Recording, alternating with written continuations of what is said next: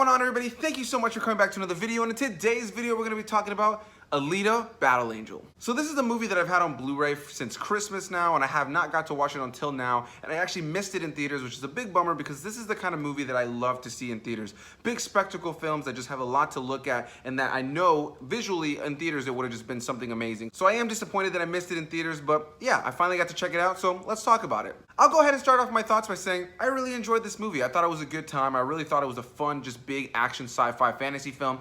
Right out of the gate, I think I should also just lay out the fact that I have never read the manga. I really have zero attachment to the source material of Alita: Battle Angel. This was my first time experiencing the character, the story, or anything that has to do with Alita: Battle Angel. So yeah, take that into account when I talk about this movie. I have no knowledge of anything. This was my first experience with Alita. So if you have no idea what Alita: Battle Angel is about, the basic premise is it follows this character named Alita, who is this rebuilt cyborg who does not have her memories anymore. She kind of has to rediscover herself in this almost post-apocalyptic, just cyborg-filled world. And I really enjoyed the world. I think one of the biggest things I'll go ahead and say that I liked about this movie was the world and the world building. I really enjoyed the aesthetic of the world. Obviously, if you've been watching this channel for a while, you know that I am a huge fan of sci-fi and fantasy. Those genres really are just me. They really just speak to me, and they're genres that I just never ever get tired of. So watching this movie, visually, it was completely enticing. I was super engaged in everything going on. And another thing that some of you longtime viewers probably know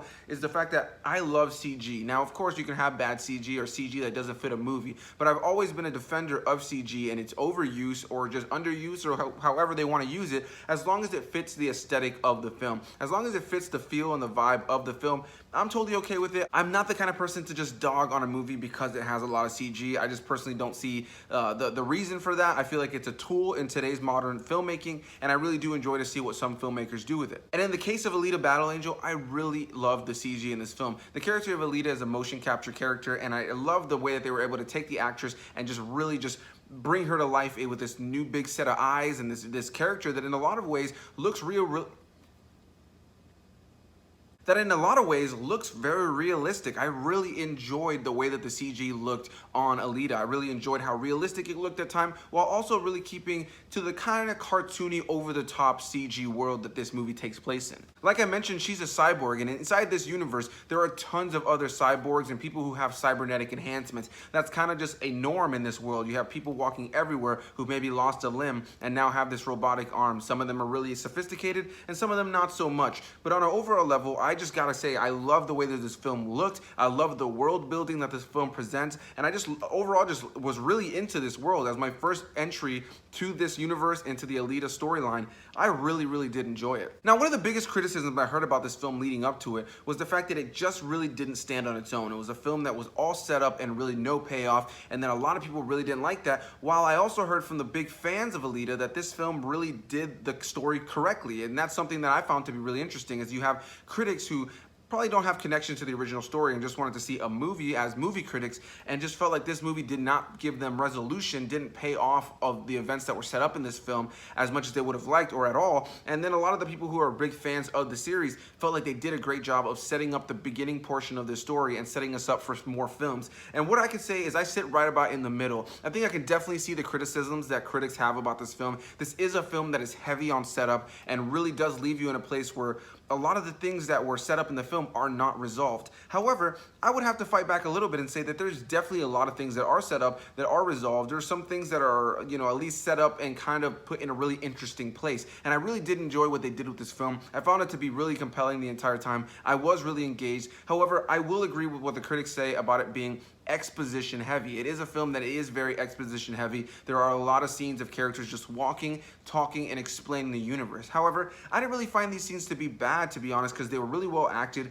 The world looks great, and I liked learning more about this world. And I love the idea that this film did great things for the fans, that it felt like it was true to the story from what I hear. Of course, if you know the source material, again, I have no knowledge of it outside of this film, so leave comments down below and feel free to correct me or just give me more insight, because this is a universe I am interested in diving into. to, whether I read the manga or I wait to watch another movie. I did really enjoy what this film presented. I enjoyed the universe, I enjoyed the characters, and I enjoyed a lot of the action. The action and the big set pieces in this film were a lot of fun to watch. One of my favorite things about this movie was without a doubt the motorball sequence. It's a big, exciting action sports sequence that essentially in this world, if you are one of these badass cyborg characters who can play the motorball sport, if you're able to get higher up in the ranks and win the championship, you have the chance to go up to this essentially better world that's above the world that they currently live on. It's this dream that everybody down below really wants to obtain. They want to be able to go up higher into this world that's above, this land that's right above their world. It's really cool, it's really interesting. I really enjoyed that sequence of the film. But yeah, as far as my overall thoughts on the film, I really did enjoy the world. I enjoyed the action, I enjoyed the visuals, I enjoyed the special effects. I enjoyed pretty much everything about this film on a technical level. I really had a lot of fun watching this movie. However, I can agree that this movie is exposition heavy, and there are a lot of things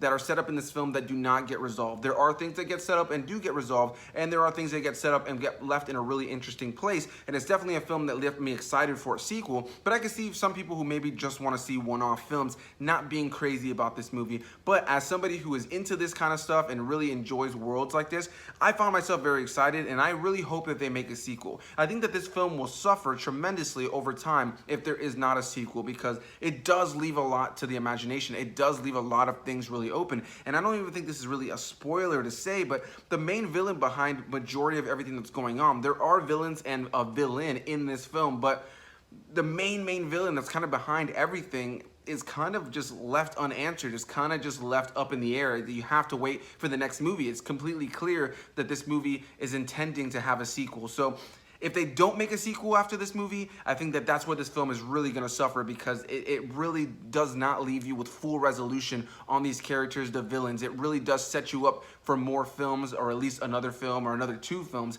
And I really hope that they make another one. So yeah, guys, have you seen Alita Battle Angel? This is a movie that I wasn't absolutely crazy about, but I found myself really enjoying. I had a good time with it. I'm glad to have it in my Blu-ray collection. I think visually it's something that I can find myself throwing on every here and there just to watch the action sequences and enjoy these characters again. I really enjoyed the character of Alita and kind of this fish out of water story. I always have a great time with those stories. This character who just has so much awe and wonder for the world and slowly starts to discover things about the world that maybe they don't like, or things that they do like, and they kind of create this new version of themselves while also trying to discover who they were in the past. And I really did enjoy the character of Alita in her journey in this film. I just wish I had more. I think that the biggest gripe I have about this film is that it does leave a lot of things unanswered, and I really hope they make a sequel. Maybe they've already announced one and I just missed it, but I think this film needs a sequel. It needs more in order for it to be strong. It's clear that it's meant to have more pieces to the story, so I hope we get more of that. And I can understand the people who watch this and think, wow, there's just a lot of setup, because there's a lot of exposition and a lot of setup, and I think that that's definitely one of the weaker elements of the film,